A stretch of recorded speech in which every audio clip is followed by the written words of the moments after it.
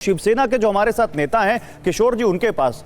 किशोर जी, देश राम मंदिर का इंतजार कर रहा है और आपके नेता कह रहे हैं कि गोधरा जैसा एक कांड होने वाला है। ये गोधरा की खबर कहां से आ गई आपके पास? नहीं, देखो, उद्धव जी ने ये बात पहले ही कही थी कि देखो, चंद्रयान के अंदर मोदी जी को लगा कि बहुत कुछ क्रेडिट लेके चले जाएंगे और उनके प्रति माहौल हो जाएगा, और उन्होंने अभी भी लगा उनको कि G20 की सफलता के बाद शायद ये सफलता का मैं क्रेडिट ले लूंगा तो मौसम बन जाएगा। और राम मंदिर जो सुप्रीम कोर्ट के ऑर्डर से बन रहा है, उसका जब उद्घाटन किया जाएगा उस वक्त उद्धव जी ने कहा कि देश में यह लोग दंगे फैला सकते हैं, क्योंकि अभी महाराष्ट्र में दंगे चल ही रहे। महाराष्ट्र में किसानों को, जातीय मराठाओं के आरक्षण में माहौल बिगड़ा हुआ है। तो मैं देख रहा हूं कि देश में अशांति फैली हुई है, देश में बेरोजगारी फैली हुई है, किसान के आत्महत्या हुई है, और ये सब चीजों के वजह से मोदी जी की विफलताओं को छुपाने के लिए मोदी जी ने जो जो हथकंडे अपनाए, जैसे नहीं, मतलब तिवारी जी सब कह रहे हैं तो चलो हम भी कह देते हैं, है ना? मतलब ऐसे ही कह दिया कि चलो सब बोल रहे हैं तो धुआं उठ रहा है तो हम भी, उसमें आग जल रही तो हम भी, आग जल रही है तो हम भी हाथ सेक लेते हैं। सतारा में अगर आगजनी हो रही तो गोधराबाजी से आगजनी अयोध्या में हो जाएगी, है ना तिवारी जी? क्या बात कर रहे हैं तिवारी जी आप? ऐसे शक के आधार पर आपने इतनी बड़ी बात कह दी, वो भी एक पूर्व मुख्यमंत्री, इतने सीनियर पॉलिटिशियन जिन्होंने महाराष्ट्र जैसे राज्य के मुख्यमंत्री रहकर वह पूरा सूबा चलाया।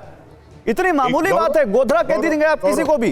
कहीं दंगे हो गए तो उसको गोधरा कह देंगे, गोधरा हो गया। मतलब राम मंदिर बन रहा है, देश में उत्साह है, राम मंदिर लोग देखने जाएंगे, तो आप कह रहे जाना मत ना, गोधरा हो जाएगा।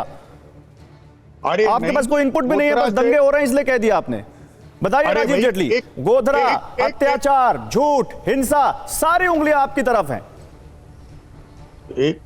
एक मिनट में बोल लेता हूं कि नहीं किशोर जी बोलिए, मेरे पास एक चार्ट है, अगर आ रहे हैं बोलिएगा, आप बोलिएगा, आप जवाब दीजिएगा। पहले आप राजीव जेटली का डिजिन्फो लैब करके, गौरव भाई, एक डिजिन्फो लैब करके एक मेरे पास चार्ट, अगर मैं थोड़ा सा आपको दिखाऊं तो शायद आपका भी सर चकरा जाएगा अगर आप कैमरामैन इसको जूम करें तो। ये चार्ट जो है ना, हमने केमिस्ट्री में भी इतनी उलझे हुए सिस्टम को नहीं देखा था जितना बड़ा चार्ट इन्होंने बनाया है। इसके अंदर पूरे तरीके से बताया गया कि कैसे भारत को बदनाम करना है, उसकी फंडिंग कहां से आएगी, उसके मोहरे कहां से आएंगे, उसके नेता कैसे जुटाए जाएंगे, किस किस जगह पे कैसे कैसे काम किया जाएगा, धर्म के आधार पे कैसे बांटा जाएगा, धर्म के आधार पे कैसे बरगलाया जाएगा, कैसे नेताओं को विदेश में जाना है, विदेश में जाके भारत की बुराई करनी है, कौन कौन से नेताओं की ड्यूटी लगाई जाएगी।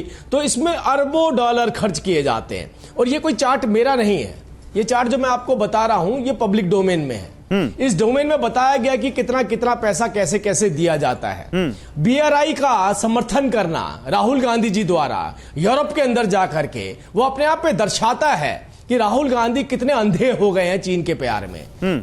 जिस BRI को ग्लोबल टाइम्स कोट कर रहा है कि चीन BRI को इनिशिएटिव लेने के बाद चीन के ऊपर कर्जा चलता चला जा रहा है। वो देश जहां से BRI, जहां से सिल्क रोड निकालना चाहते हैं, वो देश कर्जे में डूबते चले जा रहे हैं। वो कह रहे हैं भाई हमारे पास पैसा नहीं है। और जो फेल प्रोजेक्ट है चीन का, उसकी अगर तारीफ राहुल गांधी जी जाकर विदेशी भूमि पे कर रहे हैं, और हमारे देश में जब G20 चल रहा है, G20 के बाद एक चाइना जिसने दूरी बनाई G20 से, और दूसरे राहुल गांधी जो विदेश में जाकर के चाइनीज एजेंडे पे काम कर रहे हैं। ये दोनों बातें कहीं ना कहीं दर्शाती हैं कि तकलीफ बहुत गहरी है।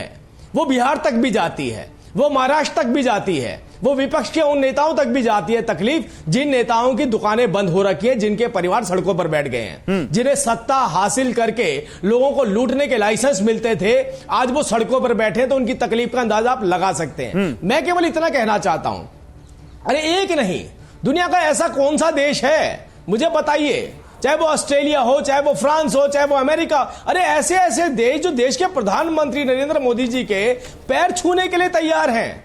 वो कह रहे हैं आप अपने देश को आगे लेके जा रहे हैं, इसलिए हम हमारे मन में आपका सम्मान है। अरे आप तो कॉन्स्टिट्यूशन के अंदर छोटी छोटी लाइनें ढूंढते हैं।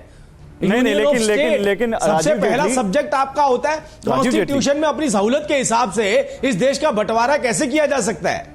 राजीव जेटली, हाँ गौरव जी, सम्मान अगर शायद आप मल्लिकार्जुन खड़गे जी का करते तो शायद ये बात नहीं आती। मल्लिकार्जुन खड़गे के सम्मान की बात भी तो कांग्रेस उठा रहे हैं यहाँ पर।